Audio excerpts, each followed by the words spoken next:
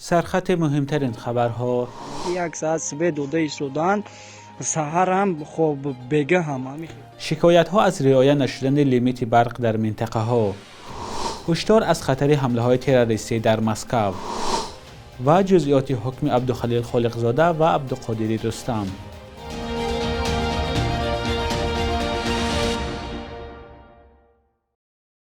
درود بینندگان عزیز، با آخرین خبرهای تاجیکستان و جهان در خدمت شما هستیم. امروز 8 مارس سال 2024 است.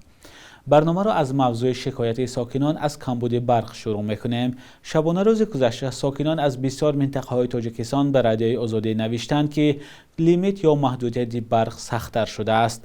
بر اساس لیمیت جاری شده، ساکنان در منطقه‌ها باید صبح از ساعت 5 تا 8 و بیگاه از ساعت 17 تا 22 باید برق گیرند.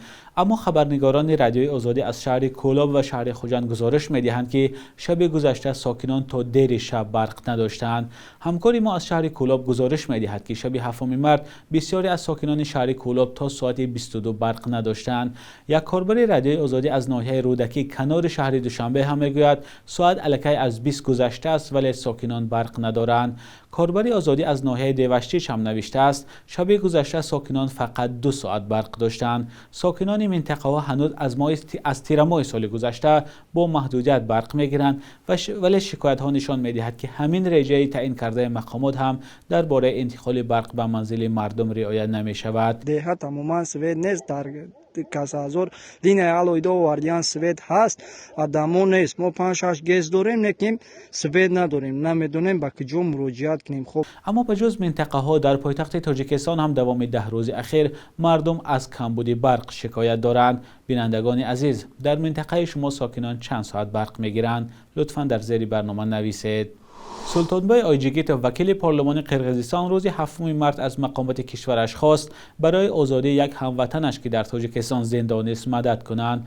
به گفته آیجیگیتوف شهروند پیشین تاجیکستان قوباتبک یولداشوف ماه آگوست سال 2022 بعد از دریافت شهروندی قرقیزستان برای زیارت والدان به شهر اصفهان رفت ولی با گمان جاسوسی دستگیر و زندانی شد. نزدیکان قوباتبک یولداشوف از وکیل پارلمان قرقیزستان درخواست کمک کردند. او در نوبت خود از وزارت کارهای خارجه قرقیزستان، کمیته امنیت ملی این کشور و وکالتدار حقوق انسان قرقیزستان خواهش کرد که برای رهایی قوباتبک از زندان در تاجیکستان یاری دهند. معاون رئیس پارلمان قرقیزستان نوربک سیدیگالیف از نهادهای دخلدار قرقیزستان خواست است که مسئله را بررسی کنند. در پی مناقشه های خونین در سالهای 2021 و 2022 که از دو طرف دهها کشته بر جای گذاشت، مناسبات تاجیکستان و قرقیزستان به سردی گرایید. تا این دم دو جانب در داخل و خارج از جمله روسیه چند شهروند یکدیگر را دستگیر و محکوم کردند یا به جستجو دادند. سفارت ایالات متحده آمریکا در روسیه از خطر حمله های تروریستی و افراطگرایی در جایهای سیرآدم شهر مسکو خبر داده است. در سامانه سفارت آمده است افراطگرایان گویا نقشه دارند که به اشتراکچیان چهاربینی های عمومی در شهر مسکو در دوام 48 ساعت نزدیک حمله کنند. سفارت به شهروندان آمریکا در مسکو توصیه داده است که احتیاطکار باشند و از حضور در مکانهای سیرآدم خودداری کنند. مقامات روسیه تا این دم در این باره اظهار نظر نکردند. پس از 11 سال زندان، روزنامه‌نگار محمد یوسف اسماعیلوف تا سال 2025 حق خبرنگاری یا همکاری با رسانه‌ها را ندارد. همکنون همچون ساکن ناحیه اشت وی به یک روزنامه دولتی چینواردها می‌فرستد و به این وسیله روزگارش را پیش می‌برد. فرزان محمدی با او همصحبت شد و این گزارش را آماده نمود. محمد یوسف اسماعیلوف روزنامه‌نگار مستقل و مؤلف ده‌ها مقاله تنقیدی حالا بیشتری وقتش را به ساختن تصویرهای واژه‌یابی یا خود چینوارد صرف می‌کند. چینوارد نوی او به عید جهانی بانوان بخشیده شده است. اون شکل‌هایی که من می‌سازم تعریفی نشد در یگان روزنامه نمی‌بینم. فقط شکل گفته ایستادم که شکل معمای تاجیکی را با جامعه تاجیکی تاقی تاجیکی پای افضل تاجیکی خوراک تاجیکی پوشاندن در روزنامه در همین در روزنامه من کشف کردم. ولی افسوس که دیگر روزنامه ها دیگر مجله مرا اونقدر کم بفهمند. نه همه روزنامه و نشریه ها کراسوارد و چینوارد نشر میکنند. هرچند این ژانرها نه تنها برای فراغت بلکه رشد ذهن نیز مهمند. چاینواردهای محمد یوسف اسماعیلوف مرکب‌ترند و تقریباً 100 سال را در بر می‌گیرد. آنهایی که جواب همه آنها را درست می‌یابند از طرف نشریه‌ها جایزه می‌گیرند.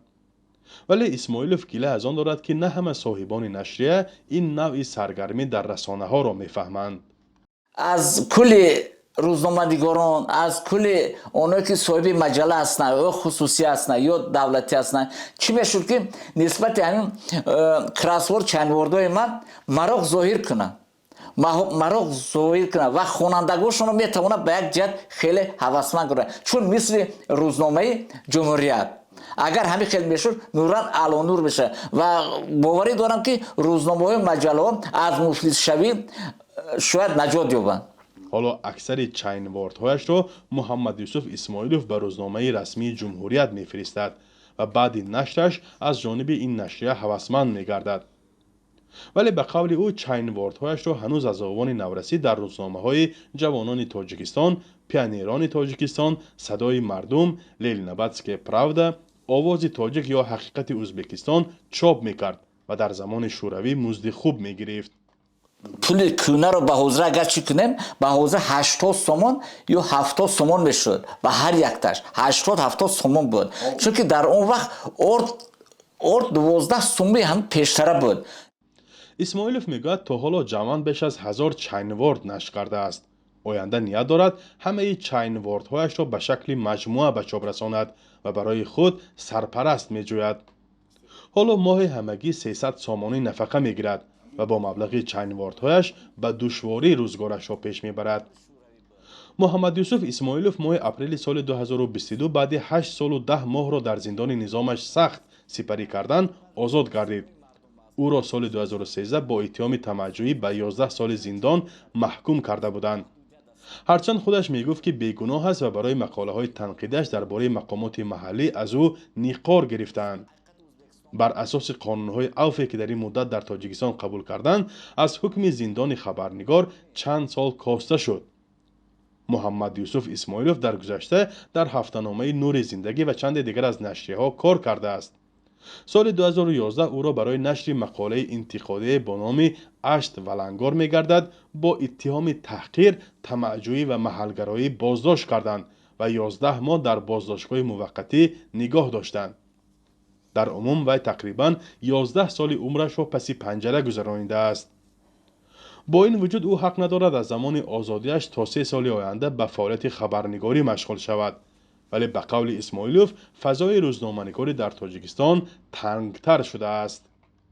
تا سال 2014 روزنامه‌های مستقل خیلی بسیار بودن و اونها بسیار کمبودی‌ها رو آشکارا میگفتن و البته خیلی روبران رو به یک کار کردن وادار بکرد. ولی افسوس که باید در این جا بگویم باید روبران از من خفه نشوند، چون که قریب که در تاجیکستان روزنامه‌های مستقل نموند و اون مقاله‌ای که واضح درد جامعه رو وقتی که ما افشا میکنیم خب باور کنید خونه قریب که روزنامه چوب نمیکنن. حکومت تاجیکستان سالهاست که برای محدود کردن آزادی بیان و فشار به خبرنگاران و دیگر اندیشان از طرف سازمان‌های بین‌المللی سخت تنقید می‌شود. فرزان محمدی، رادیو آزادی، ناحیه اشت. دادگاه عالی تاجیکستان جزئیات حکم صاحبکار عبدالخلیل خالقزاده، نویسنده شناخته عبدالقادر رستم و مدیر چاپخانه ارگراف سهراب رجبزاده را اعلان کرد. دادگاه عالی در پاسخ خطی به خبرگزاری ازیا پلوس نوشته است عبدالخلیل خالقزاده به 9 سال زندان و 76,000 سامانه جریمه محکوم شده است. قبلا منابع نزدیک به خانواده خالقزاده گفته بودند که او را 6.5 سال زندانی کردند. دادگاه عبدالخلیل خالقزاده مدیر بیمارستان ابن سینا و مؤلف کتاب حوادث روزگار من را به برانگیختنش کینه عداوت ملی و مذهبی و قاچاق گناهکار کرده است. اما خود خالقزاده قبل از بازداشت در ماه آگوست سال 2023 این اتهام‌ها را رد کرده بود. به اطلاع دادگاه عالی نویسنده عبدالقادر رستم هم با عیب برانگیختن کینه عداوت ملی و مذهبی به 4.5 سال زندان محکوم شده است. اما برخی چهره‌های ادبی بازداشت نویسنده را محکوم کرده گفتند که مقامات برای آشکار بیانی عبدالقادر رستم را جزا دادند. سهراب رجبزاده مدیر چاپخانه ارگراف دوشنبه نیز به 1 سال زندان محکوم شده است. دادگاه او را به سوء استفاده از وکالت گناهکار دانسته است. نزدیکان رجبزاده از همگونه صحبت درباره این قضیه تا این دم خودداری میکنند. عبدالخلیل خالقزاده، عبدالقادر رستم و سهراب رجبزاده ماه آگوست سال 2023 به دنبال انتقادها از کتاب حوادث روزگار من بازداشت و زندانی شدند. مقامات میگویند که مؤلف در این کتاب نمایندگان برخی محلهای تاجیکستان را پس زده است، اما مؤلف عبدالخلیل خالقزاده قبل از بازداشت این انتقادها را رد کرده بود. در کتاب حوادث روزگار من و فساد و مهاجرت، فضای ناخوب صاحبکاری و سطح پایین فرهنگ و تعلیم در تاجیکستان اشاره شده است.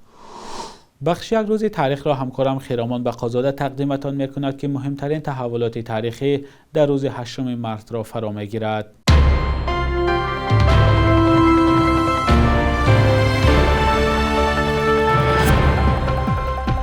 8 март дар тоҷикистон рӯзи модар таҷлил мешавад. ин санад таърихи беш аз як асра дорад. вақте дар аврупо ҳомиёни ҳуқуқи зан бо талаби ҳаққу ҳуқуқи баробар бо мардон дар ҳаёти иҷтимоиву сиёсӣ баланд шуданд. дар тоҷикистон аз соли 2009 бо як фармони президент 8 март чун рӯзи модар таҷлил мешавад ва ҳадафаш бузургдошти зан модар офарандаи ҳаёт ва тарбиятгари наслҳо шумурда мешавад. моҳи марти соли 2013 дар пайи музокираҳои бисёрсола осорхонаи маъруфи бритониё 6 нусхае аз ганҷинаҳои хазинаи омӯро ба осорхонаи миллии тоҷикистон тақдим кард. ганҷинаи омӯ дар умум аз 200 ёдгории нодири тиллоии садаҳои 6 то 3 пеш аз милод иборат буда аз гаронарзиштарин маҷмӯаҳои ҷаҳон ба шумор меравад. ин ёдгориҳо соли 1877 дар тахти сангин қаламрави феълии тоҷикистон ошкор шуданд. ин ганҷи бебаҳоро дар ҳиндустон ба инглисҳо фурӯхтанд. бритониё гуфт ин ёдгориҳоро ба тоҷикистон барнамегардонад ва танҳо чанд нусхае аз шакли аслии онҳоро барои намоиш пешкаш мекунад. 8 марти соли 1950 шоираи тоҷик хосият вализода таваллуд шудааст ки чун як шоири лирик маъруф шудааст. муаллифи маҷмӯаҳои давоми роҳ, таронаи ишқ, наозори дили занро ва дигарҳо бештар шеърҳои ватандӯстона ва ишқӣ навишта тараннумгари шеъри занона ба ҳисоб меравад. овозхонҳои зиёде мисли парда қосимов, лола азизи ва азиз ваҳобов ва дигарҳо таронаҳое бо матни хосият вализода иҷро кардаанд. صبح امروز در بانک‌های تجارتی تاجیکستان 1000 روبل به 120 سومانی برابر از 100 دلار آمریکایی باشد. 1093-1094 سومانی ارزش دارد. قربی رسمی بانک ملی تاجیکستان برای امروز چنین تعیین شده است.